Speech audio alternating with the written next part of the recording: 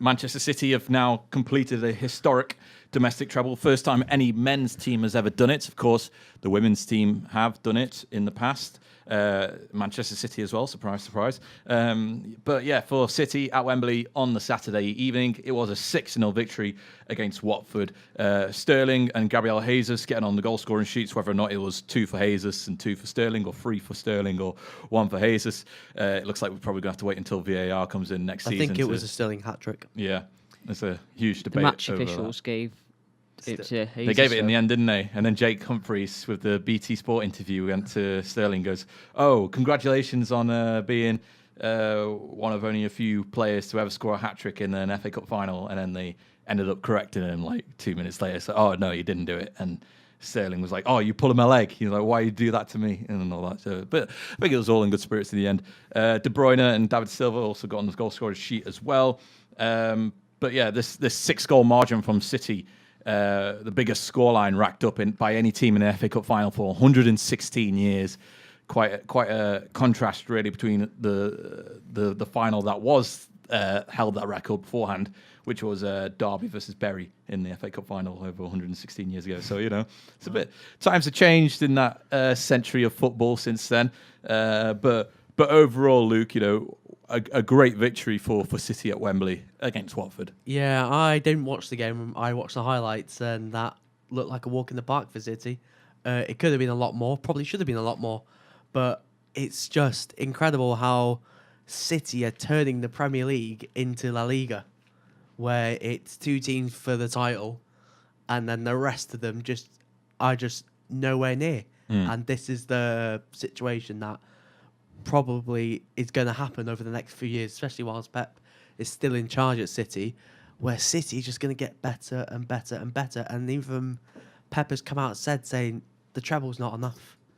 The treble's not enough. And he said that he could squeeze even more out of these players, which I think is frightening, especially for the rest of the league. Well, and especially for Liverpool, who are the nearest challengers. Like, the gap between City and third place could be even bigger than the 26 or points that it was this season, which is frightening for the rest of the league. Yeah, it is frightening, and you would hope that the rest of the league will be able to step up in the transfer window and make some moves in order to surprise a few next season. We'll be looking at Tottenham, especially in the Champions League final in a few weeks' time, see what kind of squad they have on the biggest stage and whether or not they can deliver.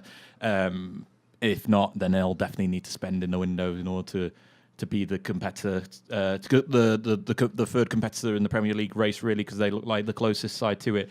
But Joe, Pep constantly demands perfection from his players, and we saw it after the game as well with Raheem Sterling giving them the little pep talk after the game, if you pardon the pun. And Sterling revealed on Twitter later on that what was said to him was that he shouldn't have tried to steal the goal that Gabriel Jesus scored, the second goal in the game where he tapped it over the line. How will we judge Pep by the end of this tenure at City then? Do you think it is going to be, if he doesn't win the Europa League, not the Europa League, he'd probably win that in his sleep, the Champions League. If he doesn't win that, would he be classed really then as not being delivered his not having delivered his job at City? Is it unfair to do that kind of criticism against him for not delivering a European he's trophy? won every trophy bar the Champions League, hasn't he, at Manchester City, and that's the big thing. I think he was brought in to win the Champions League. That's what Sheikh Mansour wants more than anything now, because he's had the Premier League. That's what he wanted first. He's had that. Was it 4 occasions now? Twice under Pep. Yeah. Once under Mancini, once under Pellegrini. He's had the FA Cup a few occasions, the League Cup a couple of times. So the only thing missing from that trophy cabinet is the Champions League for Manchester City. Chelsea did it within, was it 12 years of Abramovich's reign or something like that? That sounds about right. Yeah, not too far away. Yeah, 9 years. Sorry, he came in 2003 and they won it in 2012. So yeah, 9 years of Abramovich's reign. You're looking at 10 years of Mansour's reign at Manchester City, 10, 11 years, and they haven't come close to that Champions League yet. I think next season's going to be telling for Pep, I think, with the Champions League, because they need to have a real good crack at it next year, because the last 2 years they've been knocked out in the quarterfinals to English sides, Liverpool and Tottenham. This year, VAR had a big hand in them going out, and rightly so, with Sterling's goal being offside. But yeah, I think it'd be unfair to say that Pep was a failure. Well, more than unfair, it'd be wrong in it and stuff. But I think in terms of what he was brought in to do, winning the Champions League, then in terms of European football, yes, you could say if he doesn't win it, then that's the only downside to his whole career at Manchester City is not winning that Champions League. Yeah. But Manchester City haven't really got the, how do I put it, the history in the competition like other clubs have, so you can sort of balance that out. But then again, squads always change around, and the same side that Liverpool were in, even as far back as 2007 when they were in the Champions League final against AC Milan once more and lost that game.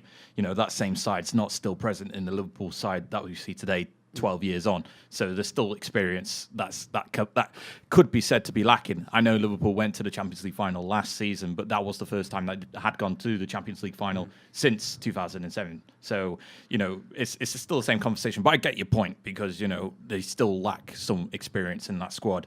And, it would be good for them to try and find players that have that experience and know how to reach at least the final stage of the Champions League in order to help progress the team further. And at the moment, at that football club right now, really, it's only Pep Guardiola that has that experience because he's done it with Barcelona, and he's been fantastic since taking over. But now it's a case of he needs to deliver this Champions League title in order to truly show that he has been a success at City, rather than just taking advantage of arguably some clubs in this Premier League that do terrible business in their transfer windows, like Manchester United, spending so much money on ex-player like Sanchez and not getting them to deliver and whatnot. But looking elsewhere in the squad and where Pep Guardiola's biggest success at City really has been how he's been able to transform some players at the football club. One of those players is Raheem Sterling. Seems to be in the form of his life at the moment. I think he's got 26 goals in all comps, and this is actually his first ever FA Cup medal too. So for a player to have the Wembley arch tattooed on his body, grown up next to the Wembley as it was being constructed, and then to score 2 goals or 3 goals, however you look at it, in the FA Cup final on that day, Luke, is a dream come true for a player like him, isn't it? Yeah, it is, especially for him. But I still think he can improve still, because there's some opportunities where you're thinking, is he going to finish it or is it going to go straight at the keeper? And I still think, like, some players are just natural finishers, but he's not one of them. If you know what I mean, there's like you don't see him 1-1 and go, he's going to finish that 99 out of 100. You still think that there's still improvements for him to make. And as Joe said about whether or not Pep's a success at City if he doesn't win the Champions League, it's like, was he a success at Bayern? Because he didn't win the Champions League there. He swept up domestically, and then there was still the question was like, oh, he still hasn't won the Champions League, so therefore he's a failure. But so it'll be very interesting. I wouldn't say he was a failure. I think failure is a quite strong word in a sense. I would say he didn't live up to expectations. Yeah, I think especially because he fell out behind the scenes with like board members and Bayern legends over the way he ran the club and stuff like that, and players bickered and moaned about his training sessions as well. So, but I think at City, Pep will have the financial resources to do as he pleases. You saw how ruthless he was with Bravo. Bravo wasn't good enough. He replaces again, and obviously, Company's gone. He's gone to be playing manager at Anderlecht, and that's the type of ruthlessness City has. And you can imagine them just going to like Leicester and go, oh, we'll take Maguire and stuff like that. Yeah, because like you can imagine City could buy anyone they want in the Premier League like that, and it will be like, oh, how much? 60 million, we'll get him. Because no matter how much, like, City has spent a lot of money, but it's been like they've spent it smartly. Like the record transfers, 60 million for Riyad Mahrez. Like they don't overspend on a player. That's why they didn't get Fred, and that's why they backed out on Sanchez, because Sanchez wanted too much money. United were willing to pay Fred more money, and Pep just went, nope, no, we're not going to overpay. And I think that it's very smart business just to go, no, we're not going to overpay on players. And if you look at the wages that City have, like Bernardo Silva's like on 140k, and then you hear Rashford's going to get 300k from United. and Rashford can even lace Bernardo Silva's boots. So like that's the difference between City and like a United, but like the way that City do business. Yeah, and we'll talk more about the transfer dealings and all that stuff later on in the show. Joe, surprisingly, despite the fact that no one else seems to have talked about, and there was another team in the FA Cup final, and it was Watford. Xavi Gracia's had an absolutely fantastic season at Watford, but unfortunately, just on Saturday, it wasn't his day, and they were demolished 6-0. It's going to be a tough summer, I imagine, now for Watford. You know, first of all, they got to try and keep hold of another manager in Gracia because he's bound to get some attention for a fantastic season that he's had at the football club. And also, they got players like Deulofeu going to get attention in the transfer window once more and try and keep hold of them.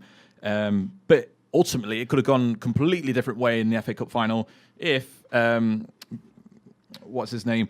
Pereira had finished that early chance instead of hitting it straight at Edison and into the back of the net. Was it a bit of a missed opportunity then in the end for Watford in this FA Cup final? Or do you think they were always going to be on the back foot against City? Well, I think they started quite well, to be fair to them. They were keeping City at bay, they were controlling the midfield, and as soon as that first goal went in from Silva, well, they missed a chance, obviously, for Pereira, which was crucial, because I think if they score that, then it's a different game, like you said. But as soon as they missed that, and then City go down the other end and score through Silva, a couple of minutes later, you just knew it was just going to be City all day from there, and it was just an onslaught from City, because the heads just seemed to drop a little bit. In terms of the summer, I think it's going to be key for them to hold on to, like you say, Gracia, because they probably have few clubs across Europe looking at him. You've got Deulofeu, like you said, quality player. He didn't quite live up to expectations at Barca. Went to Everton. I thought he did well at Everton, but for some reason they didn't keep him on.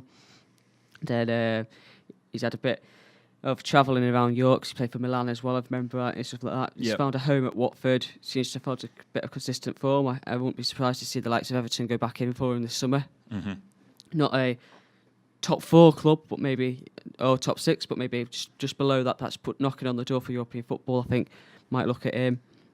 Doucouré's another one. He's key in the middle of the park. PSG were linked with him not that long ago. Arsenal and Chelsea have been linked with him. Obviously, Chelsea got the transfer ban, so they can't do anything with that.